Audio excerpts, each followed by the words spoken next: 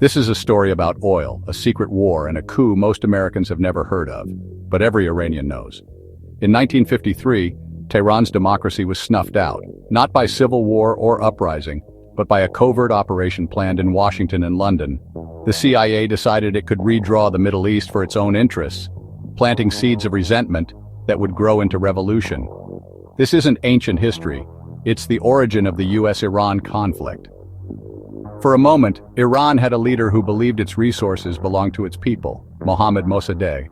He was democratically elected, a nationalist, and for that he became a target. The coup that toppled him is a reminder that history is a chain of actions and reactions shaping our world today. In the West, 1953 means post-war prosperity. In Iran, it's a scar, the year their democracy was stolen. Foreign powers saw Iran not as a partner, but as a prize, a gas station on the world map. This event poisoned US-Iran relations, creating a legacy of mistrust. Why does this coup matter? Because it became a playbook for shadowy foreign policy. The methods, propaganda, bribery, chaos, were later used in Guatemala, Chile, and beyond. Understanding the 1953 coup is about understanding how American ideals were sacrificed for strategic interests. It's a story we must face to comprehend the world we've helped create. The silence in the West is deafening compared to the noise it still makes in Iran. This is where the story begins. Enter Mohammad Mossadegh, aristocrat by birth, man of the people by choice. Eccentric, emotional, but brilliant. Mossadegh believed Iran's oil belonged to Iranians. For decades, the Anglo-Iranian oil company exploited Iran's oil, paying little and living in luxury while Iranians suffered. Mossadegh demanded a fair deal like the profit-sharing Americans had with Saudi Arabia. Britain refused. So in 1951, Mossadegh nationalized Iran's oil, a seismic act. To Iranians, he was a hero reclaiming national dignity. To Britain, he was a threat to their crumbling empire.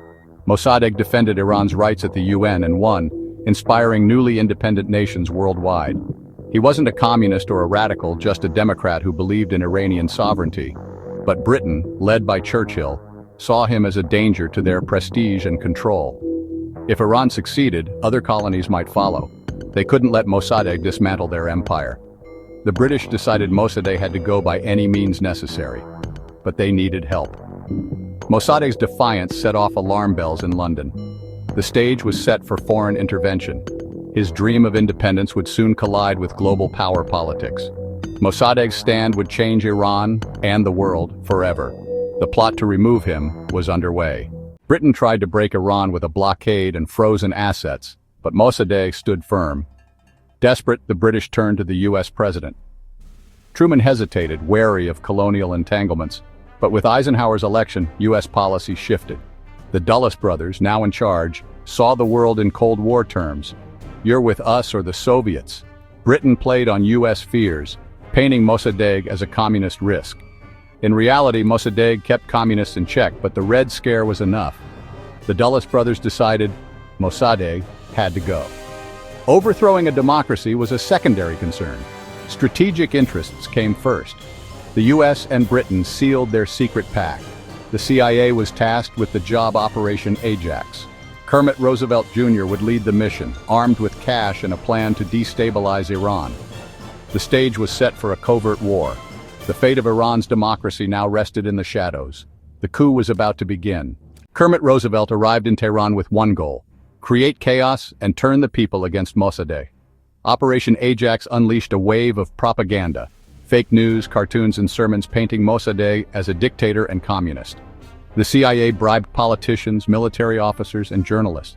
Most crucially, they hired thugs to stage violent protests, political theater designed to destabilize the city. One day, mobs posed as communists, the next, as patriots demanding order. Bombings and attacks orchestrated by the CIA fueled public fear. Tehran teetered on the edge. The plan created a pretext for military intervention. The Shah, young and fearful, was pressured to sign decrees dismissing Mossadegh and appointing a CIA-approved general. The first coup attempt failed. Mossadegh's forces arrested the messenger. Washington ordered a retreat, but Roosevelt doubled down. He unleashed his network for a final push. On August 19, 1953, mobs stormed the streets, seized the radio station, and declared Mossadegh's fall. The military, already bribed, joined the coup. Tehran fell in a day of violence. Iran's democracy was crushed. August 19, 1953. Operation Ajax reached its bloody climax. Pro-Shah mobs and soldiers attacked Mossadegh's home. His guards were outgunned. The house was destroyed, hundreds died, and Mossadegh escaped, briefly. The next day he surrendered, hoping to prevent civil war. Tried for treason in a sham court, Mossadegh defended himself with dignity, condemning the foreign powers behind his downfall. He was sentenced to solitary confinement, then house arrest for life, erased from public life. The Shah returned as an absolute ruler, undoing Mossadegh's reforms. Iran's oil was handed back to Western companies. The dream of independence was dead. The coup was a triumph for the CIA and MI6, but it lit a fuse of resentment. Iran's most valuable resource was again in foreign hands. The consequences would echo for generations. With Mossadegh gone, the Shah ruled with U.S. support, modernizing Iran on the surface. Dams, roads, universities, and women's rights reforms followed. Tehran glittered, the Shah and Empress Farah became global celebrities. But beneath the glamour, Iran became a police state. The Shah outlawed opposition and created Savak, a brutal secret police trained by the CIA and Mossad. Dissent was crushed, torture and fear ruled. Democracy was a distant memory. U.S. presidents hailed the Shah, ignoring human rights abuses. The Shah kept oil flowing and communists out. That was all that mattered to Washington. But Iranians remembered the coup and Mossadegh's fall. The Shah's regime was seen as illegitimate, a puppet of foreign powers. Resentment simmered, passed from parent to child. The stability the CIA created was an illusion. A storm was coming. By the late 1970s, Iran's anger was ready to explode. Ayatollah Khomeini, exiled but influential, sent sermons denouncing the Shah and the U.S., invoking 1953 as Iran's original betrayal. His message united millions, students, clerics, merchants, against the Shah and his American backers. The revolution of 1979 was a delayed reaction to the coup, a fight to reclaim sovereignty. Chants in the streets targeted both the Shah and America.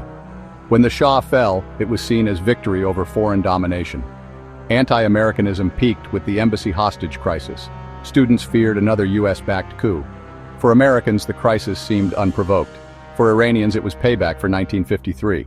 The embassy was called a den of spies, the site of the original coup plot. The hostage crisis shattered U.S.-Iran relations. Mistrust became permanent. The secret war to secure oil had created a revolutionary enemy. The consequences of 1953 had come full circle.